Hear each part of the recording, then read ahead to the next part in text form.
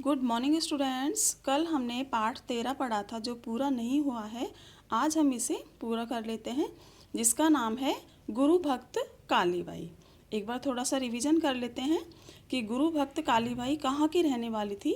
डूंगरपुर ज़िले के एक रास्तापाल गांव की रहने वाली थी। ये डूंगरपुर जो ज़िला है आदिवासियों का गढ़ माना जाता है, क्योंकि आदिवासी यहाँ सबसे ज़्यादा रहते हैं। और इसका नाम था कालीबाई कलसुआ। कालीबाई कलासुआ ये एक भील बालिका थी, यानी जो एसटी जाति होती है, जनजाति होती है भील, उनकी एक लड़की थी जिसने अंग्रेज़ों से लड़ाई लड़ी, यानी अपने गुरु भक्त और देशभक्त दोनों का इसने प्रमाण दिया। इसने अपने गुरु को बचाया और अपने देश के लिए अपनी जान न्यौछावर कर दी। यहाँ तक हमने पढ़ लिया था। इसके गुरु थे सेंगा भाई और दूसरे थे कौन? नाना भाई। नाना भाई थे जो संरक्षक थे, यानी उसका पाठशाला वो चलाते थे, देख रेख करते थे। और सेंगा भाई थे वो पढ़ाते थे, शिक्षण का कार्य करते थे। पुलिस अधिकारी ऐसा उत्तर कैसे सहन करता? उसके क्रोध का सागर उमड़ पड़ा। फिर क्या था? उसका संकेत पाते ही सिपाही नाना भाई पर टूट पड़े। नाना भाई कौन था? जो देख रेख करता था उस पाठशाला की। उन्होंने थप्पड़ों, घूंसों, डंडों और बंदूकों के कुंदों से नाना भाई की जमकर पिटाई की। वे बुरी तरह घायल हो गए। कौन? नाना भाई। इसी बीच सेंगा भाई जो शिक्षक थे, जो पढ़ाते थे बच्चों को, सेंगा भाई को ट्रक से बांधकर घसीटा जाने लगा। नाना भाई से यह देखा नहीं गया। वे सेंगा भाई को बचाना चाहते थे। घायल अवस्था में भी वे खड़े होकर दौड़ने लगे, यानी वो घायल कर रखे थे मारपीट से। उन पर एक सिपाही ने जोर से बंदूक का कुंदा दे मारा। नाना भाई धड़ाम से गिर पड़े और ऐसे गिरे कि फिर कभी उठे ही नहीं। सेंगा भाई को ट्रक से बांधकर घसीटा जा रहा था। ये देखो बच्चों, ट्रक से बांधा जा रहा है किसी रस्सी से। ये सेंगा भाई हैं और नाना भाई तो गिर गए, जिनके सिर में बंदूक मारी थी। ट्रक से घसीटा जा रहा था। पाठशाला के बाहर गांव की स्त्री पुरुषों की भीड़ जमा हो गई, किंतु किसमें हिम्मत थी कि सेंगा भाई को बचाते। कालीबाई उस समय खेत से आ रही थी। ये देखो, इसने हाथ में हंसिया ले रखी है, जो दानात बोलते हैं, लोहे का। कालीबाई खेत से आ रही थी। उसके सिर पर घास का गट्ठर था, घास काटने गई थी, और हाथ में हंसिया थी, यानी लोहे का औजार जो दानात होता है वो, जिससे हम घास काटते हैं। अपने गुरुजी को इस हालत में देखकर उसकी भौहें तन गई। उसे बहुत ज़्यादा क्रोध आया, उससे रहा नहीं गया। उसने आव देखा न ताव, घास का गट्ठर वहीं जमीन पर फेंक दिया।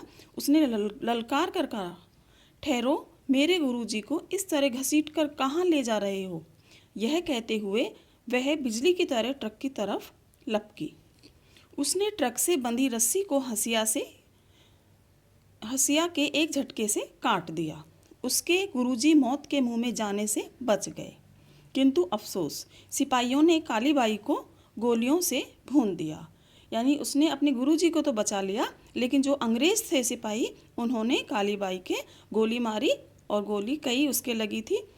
उसे बचाने के लिए कुछ औरतें भागकर आई। किसे? कालीबाई को।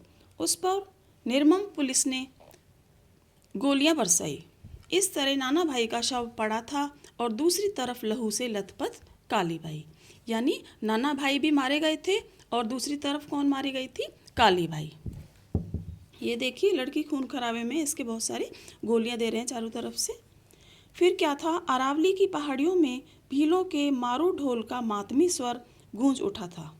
अरावली की पहाड़ी में भीलों के मारू ढोल का जो मातमी स्वर, जो दुख भरा स्वर होता है, वो गूंज उठा। सब रो पड़े। देखते ही देखते हजारों भील रास्तापाल में एकत्र हो गई।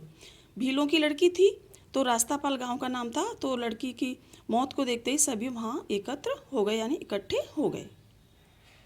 विकट स्थिति, बहुत बड़ी परेशानी में को समझकर नाना भाई के हत्यारे भाग खड़े हुए, और जो वो थे सिपाही, वो सभी भाग गए।